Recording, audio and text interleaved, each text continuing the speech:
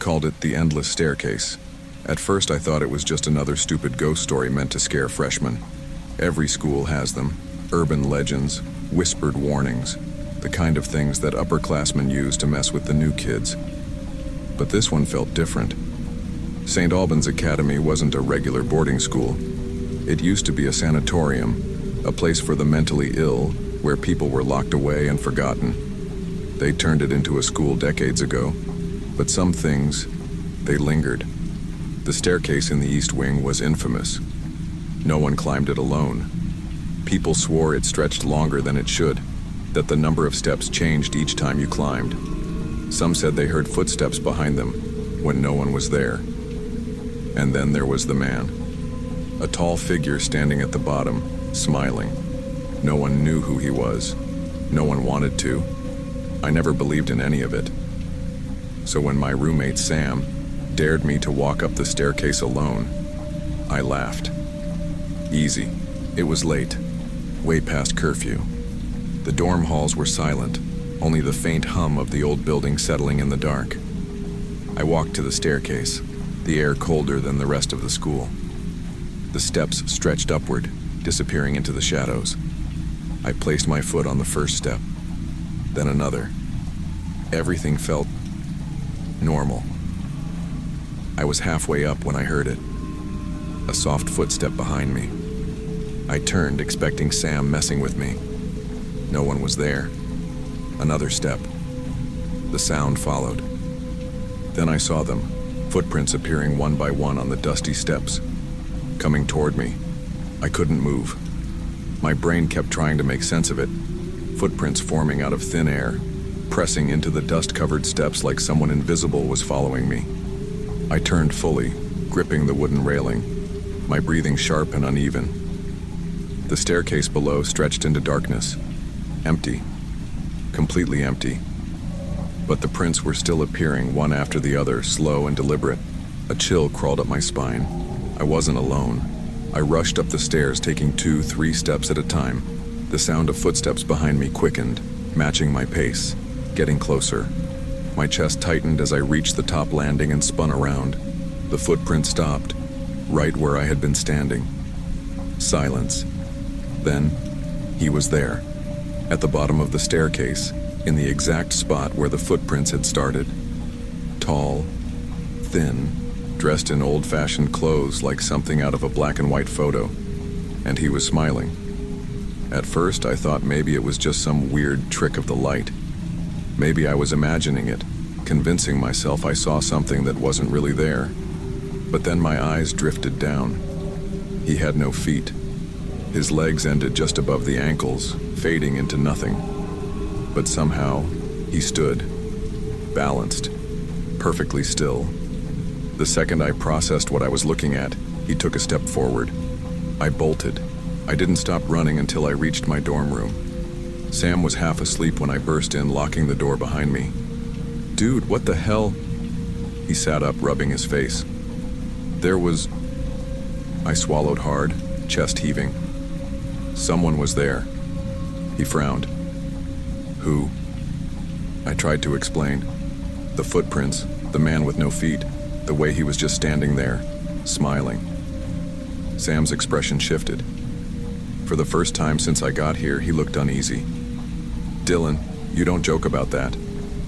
His voice was lower now. "Not here." I stared at him. "What are you talking about?" He hesitated, then grabbed his phone. After a few taps, he handed it to me. An old newspaper article filled the screen. 1956, St. Albans patient missing after jumping from staircase. Body never found. My stomach turned. His name was Elliot Graves, diagnosed with schizophrenia. Believed he could step between worlds. They said he jumped from the very top of the staircase.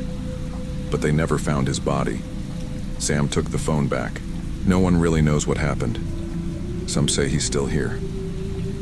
A gust of cold air brushed past me. The door rattled slightly. Somewhere down the hall I heard it. A single dragging footstep, coming closer. The air in the room felt wrong. Too still, too heavy. Sam heard it too. His eyes darted toward the door. Another step. Closer. A slow, deliberate dragging sound. Neither of us spoke. Neither of us moved. Then, the doorknob twisted. I stumbled back as Sam shot out of bed, grabbing the desk lamp like it was a weapon. But the door never opened. The knob simply turned, and then stopped. Silence. For a few seconds, I thought maybe we imagined it. Maybe the paranoia had gotten to us. Then I heard it. A faint whisper-soft chuckle. It was coming from inside the room. I turned, my breath catching in my throat. Across the dimly lit space, my closet door was open, just an inch. Sam didn't see it at first. He was still watching the door. But I did. I saw the mirror on the closet door. And in the reflection, standing right behind me, was him. That same thin, grinning man. His empty legs hovered above the ground. His sunken eyes locked onto mine through the glass. The moment I blinked, he was gone. The closet door creaked open the rest of the way, revealing nothing. Just my clothes hanging limply. I ran. I didn't sleep that night. I barely made it through the rest of the semester. The whispers, the footsteps, the cold spots, they never stopped. But it wasn't just me anymore. A week before the semester ended, a junior named Ben Harper went missing. Last seen heading toward the East Wing. They found his dorm room abandoned, his belongings untouched, his bed still made. But the door to the staircase, it was open. They searched the whole school, but he was gone. Vanished. No signs of struggle, no explanation. Just missing.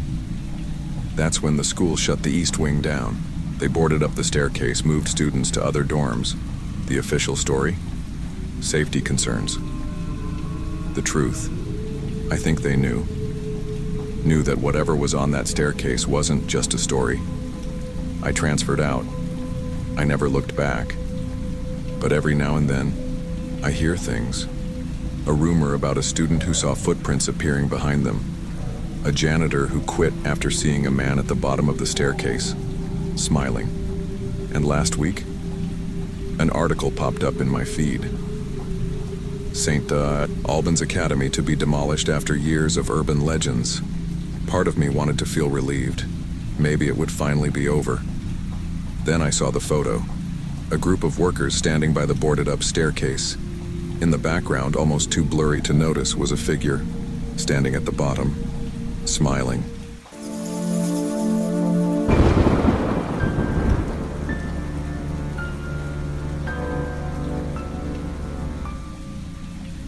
High school hallways are weird.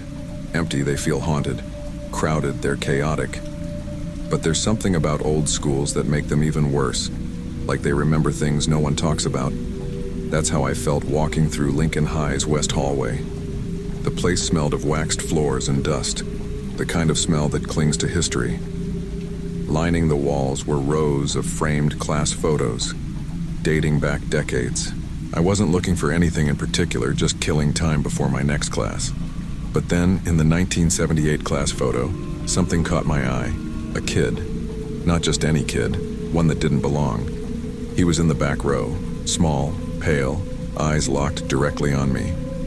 Everyone else was smiling or looking at the camera, but this kid, he looked like he was looking through the glass. A shiver crawled up my spine. I took a step closer. Something felt off, like the air had thickened around me. "Josh," I called over my shoulder. My friend was leaning against a locker, scrolling through his phone. "What?" "Come look at this." Josh groaned, but walked over anyway. I pointed at the picture. "You see that kid in the back? He's staring straight at us." Josh squinted. "Dude, what kid?" I blinked. The kid was gone. I laughed, but it was the nervous kind. "I swear he was right there," I muttered. Josh shrugged. "You probably just imagined it. These photos are ancient, man." I let it go for the moment, but something about it wouldn't leave my mind. Later that day, during history class, I decided to ask someone who might actually know.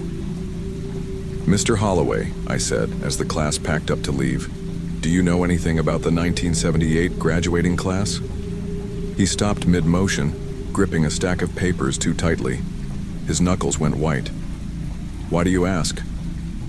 I hesitated. I was just looking at the old class photos. I noticed something weird." His eyes narrowed slightly. Then, forcing a smile, he adjusted his glasses. "Some things are better left alone, Evan." His voice was even, but there was an edge to it, like a warning.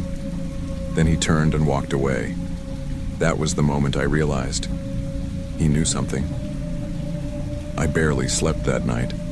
My brain kept replaying the scene. How that kid was there 1 second and gone the next. How Mr. Holloway reacted. How none of it made sense. By morning, I had convinced myself I needed another look. Between classes, I walked back to the west hallway.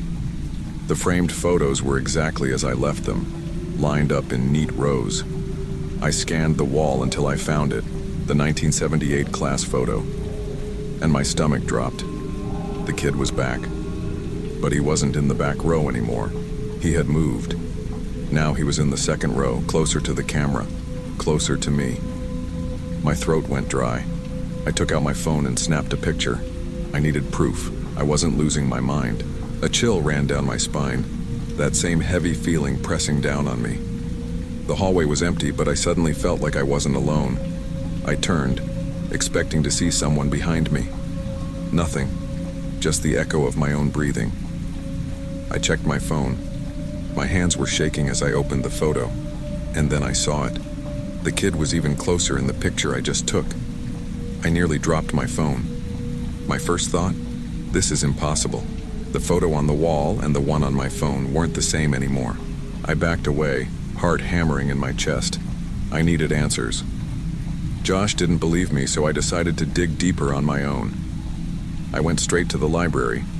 Lincoln High kept yearbooks dating back decades, and if this kid was real, he had to be in one of them. I flipped through the 1978 yearbook, scanning every page.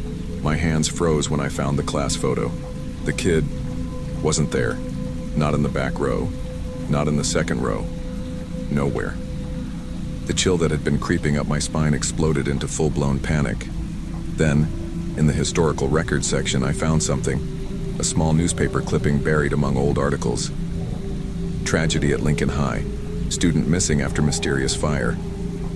My blood ran cold. The article was brief, barely more than a paragraph. It mentioned a student named Daniel Whitmore, who vanished after a fire broke out in the west wing of the school. They never found his body. I checked the date. 1978.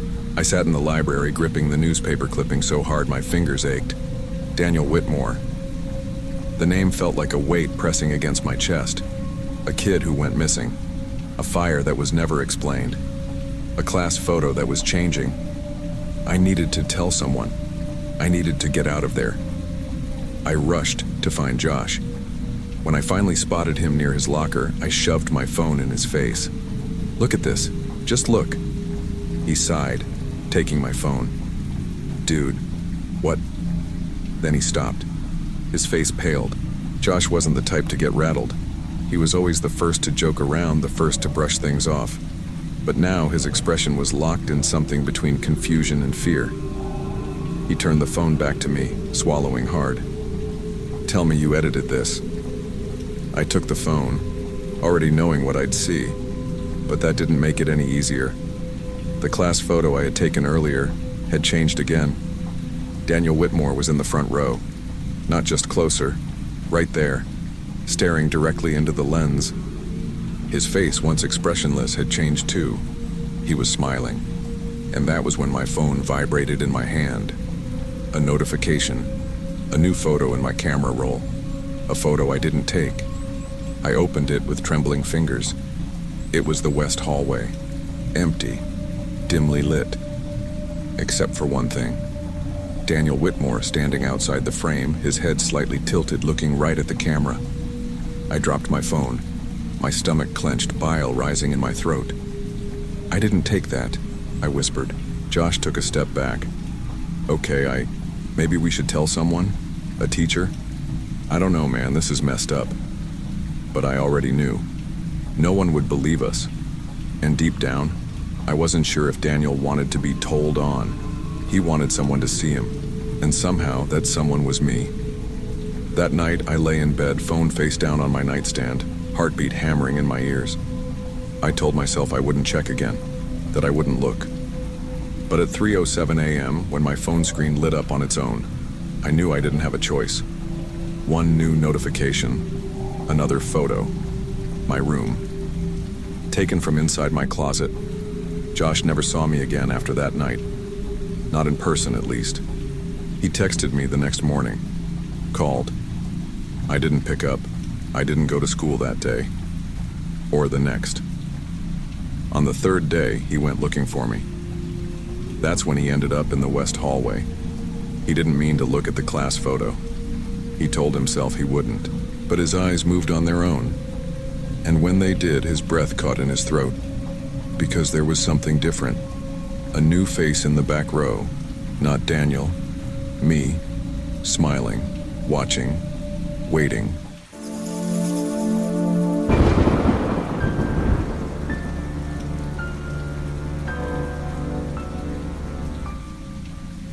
I never planned on staying late at school, but there I was sitting alone in an empty classroom at Central High School, Chicago, surrounded by scattered notes and a half-finished history project. The only sounds were the soft hum of the overhead lights and the occasional creak of the old building settling into itself. It was well past 9 p.m. when I finally packed up my stuff. The hallways were eerily silent. Most of the staff had already left, and the janitor was probably downstairs locking up. That's when I saw it. At the very end of the dimly lit corridor, there was a door. A door I had never seen before. I stopped.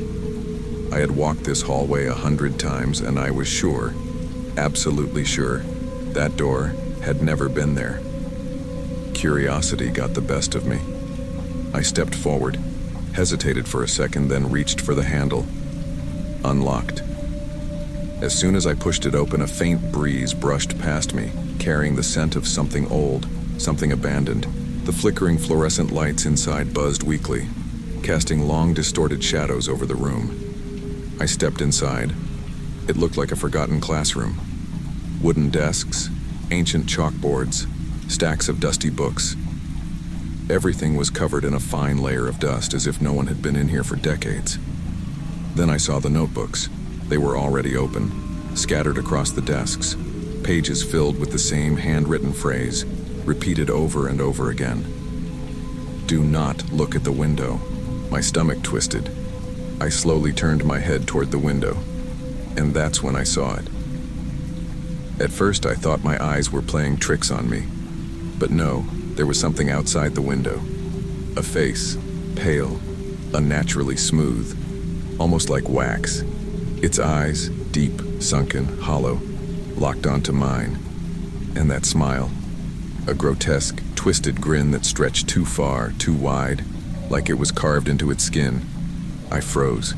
My breath hitched. My body screamed at me to run, but I couldn't move.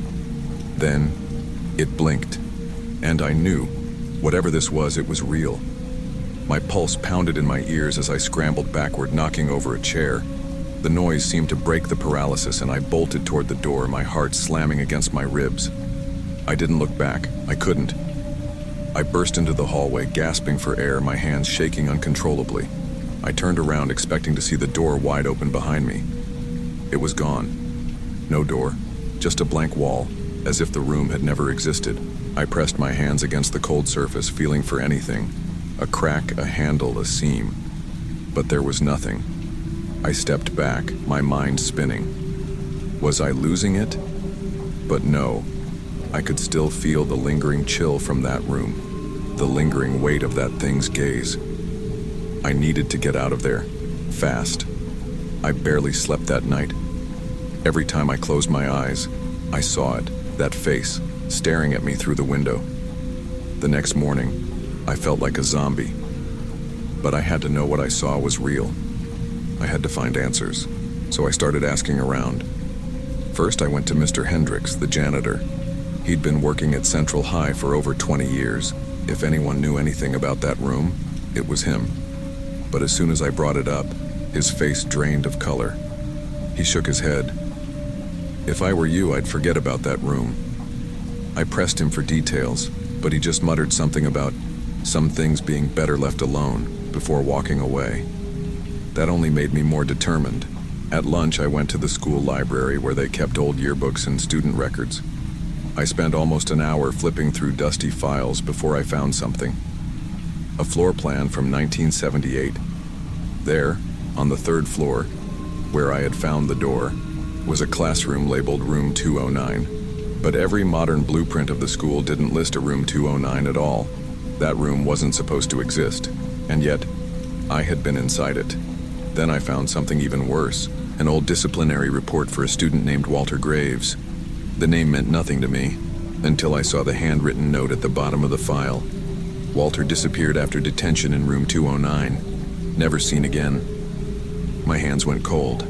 I needed to find out more about him. So I kept digging, until I found a diary. The cover was cracked leather, and the pages were yellowed with time. But when I opened it, I instantly recognized the handwriting. It was just like the notebooks in that room. Walter had written his story. Page after page, he talked about staying late after school, hearing noises in the halls, finding the hidden door. Then came the warnings. He wrote about something watching him through the window, something that got closer every night.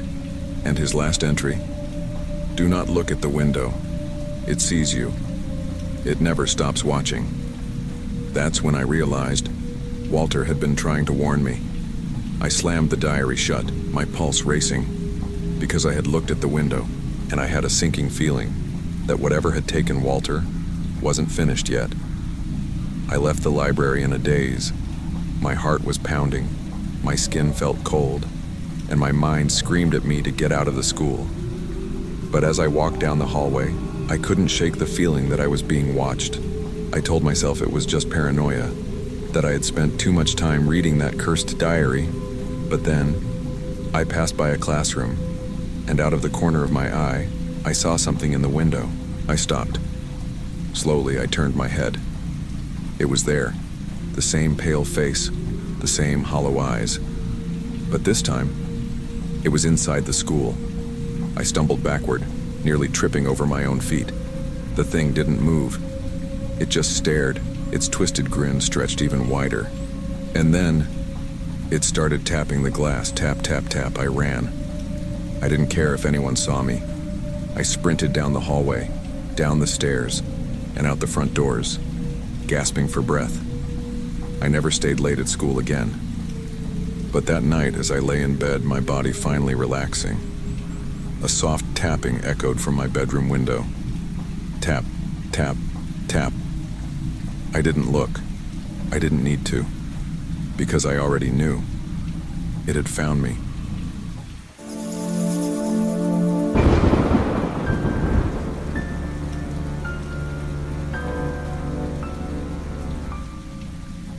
I never believed in ghost stories. You know, the kind kids whisper in the hallways, the ones that get passed down like urban legends. Most of them are nonsense, exaggerated rumors meant to scare freshmen. But then there was the bathroom. Westerville North High had plenty of weird stories, but none as famous as the third-floor boys' bathroom. Everyone said it was haunted. Not just creepy old school haunted. Actually haunted. People swore they heard whispers, footsteps when no one was inside, and worst of all, that the mirror didn't always reflect what it should. I never paid much attention to it. That was until Derek dared me to go inside. It happened after gym class. A group of us were in the locker room, changing, laughing, talking about weekend plans. Then somehow the conversation drifted to the bathroom. "Bro, no one uses that place for a reason," one guy said. "It's just a busted old bathroom," I scoffed, tying my shoelaces. "You guys seriously believe in that crap?" Derek smirked. "All right, tough guy. If it's just a busted bathroom, prove it." The others laughed, eyes full of mischief. "Yeah, Josh, go check it out." I rolled my eyes. "Fine, I'll go in, alone." The hallway leading to the bathroom was eerily quiet. Most of the students had gone home, leaving the school hollow and empty.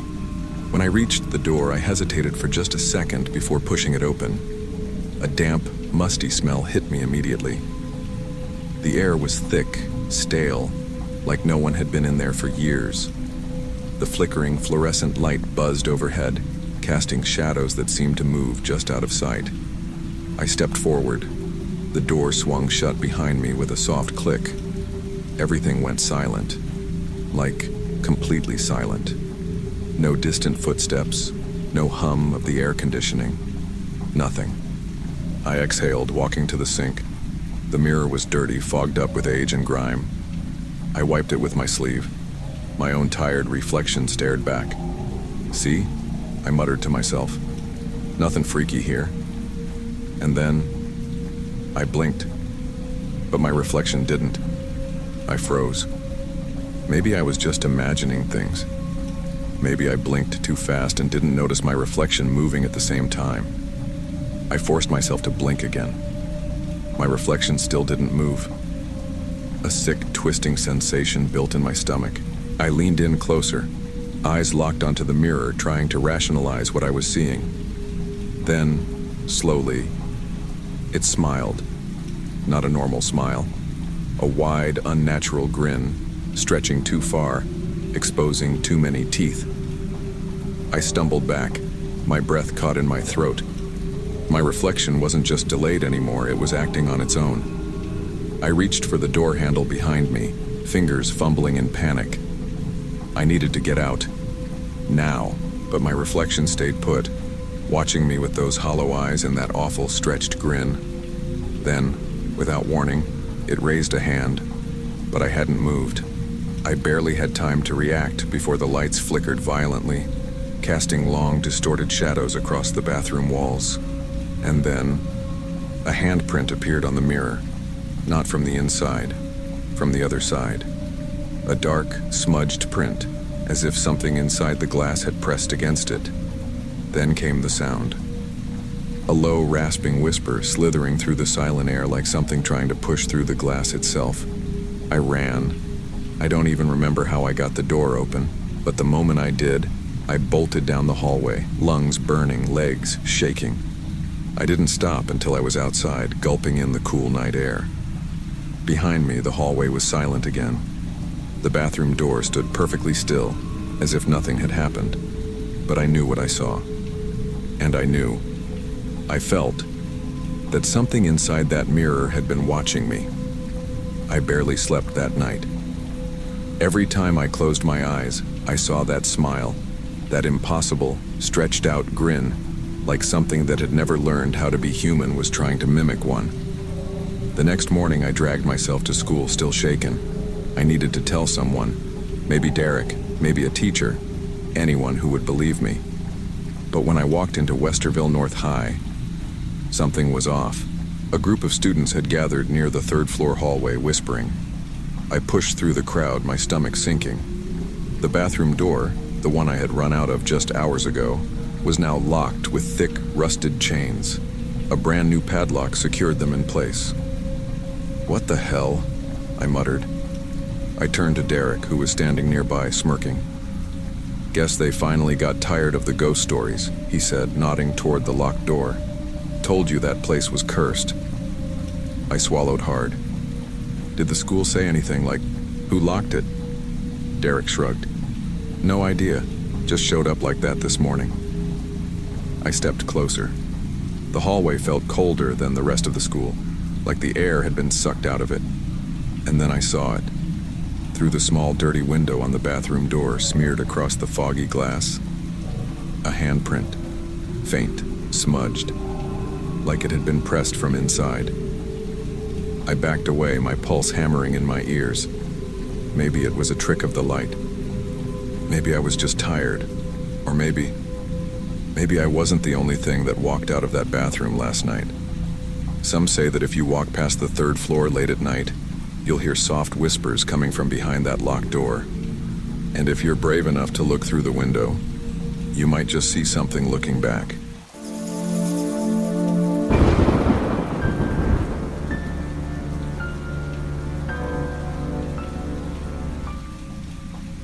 I never really believed in ghost stories. Those late-night horror tales people whispered at sleepovers. Just nonsense to scare kids. At least that's what I thought. Until I transferred to Harrisburg High School. It all started when my mom and I moved to Pennsylvania after my parents' divorce. It was one of those fresh starts that didn't feel fresh at all. New school, new people, same teenage awkwardness. Harrisburg High was an old Gothic-style building, the kind that looked straight out of a horror movie.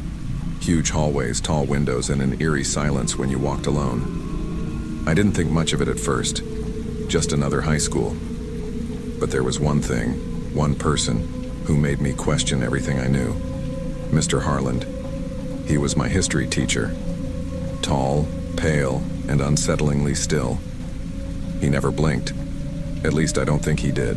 His voice was monotone, like an old tape playing the same lecture over and over. He never smiled, never got mad, never even seemed human. But the weirdest part? No one ever talked about him. During class, students avoided eye contact with him. They never asked questions, never whispered jokes like in other lessons. It was as if they were pretending he wasn't there. At lunch, I asked my friend Tyler about it. Dude, what's up with Mr. Harland? That guy's creepy as hell. Tyler's face shifted, not in a yeah, he's weird kind of way, but in a don't go there kind of way. Just don't think about it, he muttered. He's been here forever. One night I stayed late in the computer lab. I had a huge project due, and since my mom worked late shifts, I figured I'd finish it before heading home. The lab was empty except for the hum of computers and the soft buzz of the fluorescent lights. I was in the middle of typing when I felt it, that eerie sensation of being watched. I glanced toward the glass door. Mr. Harlan was standing in the hallway, still, unmoving, staring directly at me. Something about the way he stood there sent chills down my spine. He didn't blink, didn't shift, just watched. I swallowed hard, trying to shake off the unease. Maybe he was just checking the halls. But no, his eyes were locked on me. Screw this. I pushed back my chair, marched to the door, and yanked it open. The hallway was empty. No footsteps, no doors closing, nothing. I stood there, heart pounding. He was just there, right there. I grabbed my stuff and practically ran out of the school. The next day, I told Tyler what happened. He just laughed, but not in a funny way. More like nervous. Mr. Harland? He scoffed. Dude, he hasn't taught here in decades. My stomach dropped. What are you talking about? I just saw him last night. Tyler shook his head. Man, you need to check the faculty list. I didn't waste any time. During lunch, I went straight to the main office and asked for a list of current teachers. I scanned the names once, twice. Mr. Harland wasn't on it. That wasn't possible. I had been sitting in his class for weeks. I turned to the secretary. Are you sure this is updated? She gave me a look. That's the full list of active faculty, yes. I felt sick. Who, what, had I been seeing every day? I felt like I was losing my mind. There was no way I imagined all of this. I had sat through Mr. Harland's classes. I had heard his voice. I had seen him write on the board. And yet, his name wasn't on the faculty list. I needed answers. So I did what any curious, or maybe stupid, high school student would do. I started digging. The school library had yearbooks dating back decades, so I grabbed the ones from the 90s and flipped through the faculty pages. I scanned the names, my fingers shaking slightly as I turned the glossy pages. And then, I found it. Charles Harland, History Department, 1993. Same face, same dead eyes. But what sent a cold wave of dread through me was the small newspaper clipping taped beside it. The headline read, History Teacher Dies in Harrisburg High School Fire. I stared at the article, my breath caught in my throat. It described a tragic accident, how Mr. Harland had been trapped in a fire that started in room 308, my history classroom. The words blurred as my brain tried to process them. Mr. Harland had died in 1994, yet I had seen him, talked to him, sat in his class just this morning. The next day, I stepped into room 308 with my pulse hammering. Everything looked normal. Students in their seats, the smell of chalk dust in the air, and Mr. Harland sitting at his desk. I froze in the doorway. He shouldn't be here. He slowly lifted his head and met my eyes. For the first time, I noticed something I hadn't before. His eyes. They were pitch black, not dark brown, not shadowed, just empty. My entire body went cold. I forced myself to move, sliding into my usual seat at the back of the room. My mind screamed at me to leave, but my body wouldn't listen. He stood up and walked to the blackboard. His movements were stiff, unnatural, like a puppet on invisible strings. Today, he said in that same emotionless voice, we'll be discussing historical tragedies. I swallowed hard. He picked up a piece of chalk and started writing. But as he did, something strange happened. The chalk never made a sound. No scratching against the board. No soft clicking when he tapped it. Nothing. And then, something even worse. The board remained blank. The chalk never left a mark. My stomach twisted. I glanced around expecting the other students to react, but they were all frozen, eyes locked forward like mannequins. I turned back to the front just as Mr. Harland stopped writing.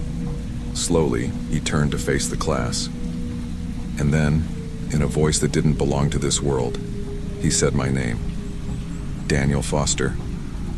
Every muscle in my body locked up, because I remembered what the janitor had told me the night before. If he ever calls your name, run. Every nerve in my body screamed, move. But I couldn't. I sat there frozen, staring at Mr. Harland as he stood at the front of the classroom. His black, empty eyes locked onto mine. The silence stretched, thick and suffocating. And then, he smiled. Not a normal smile. Not even a sinister one. It was wrong. Too wide, too stretched, like his skin wasn't made to move that way. Daniel Foster, he repeated, his voice echoing unnaturally. That's when the lights flickered.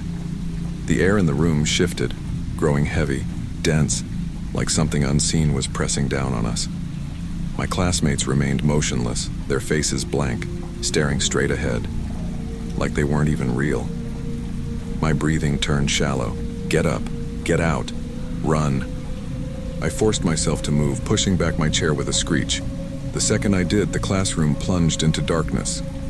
A deep, guttural whisper crawled through the air. You shouldn't have looked for me. Something cold wrapped around my wrist. I jerked away, stumbling toward the door.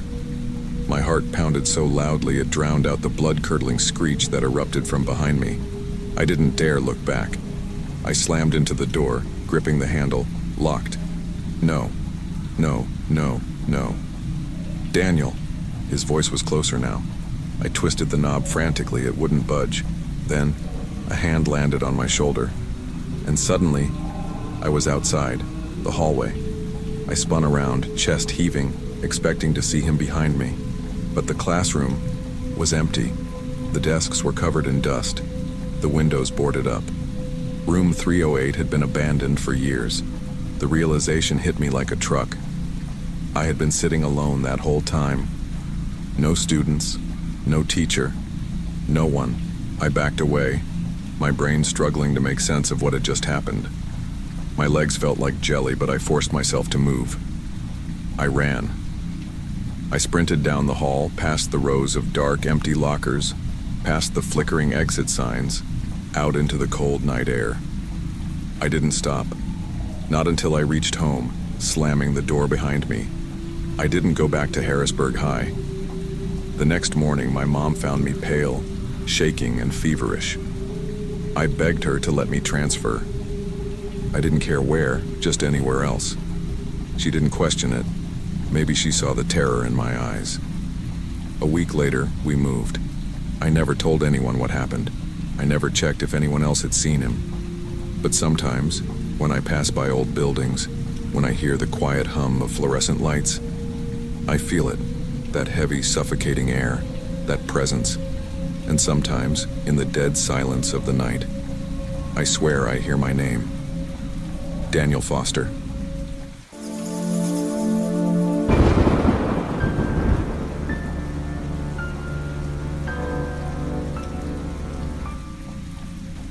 I still don't know if what I saw was real or if my mind was playing tricks on me, but every time I close my eyes, I see that face, that smile.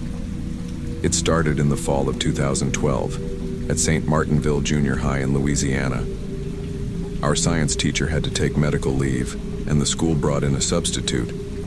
At first, it seemed like no big deal, just another random teacher passing through.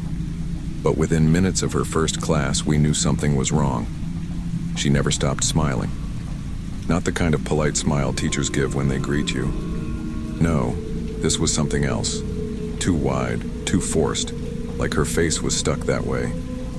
Her eyes, though, they didn't match the smile. They were blank, cold, like she wasn't really there. At first, we just joked about it. Maybe she got Botox, my friend Madison whispered one day.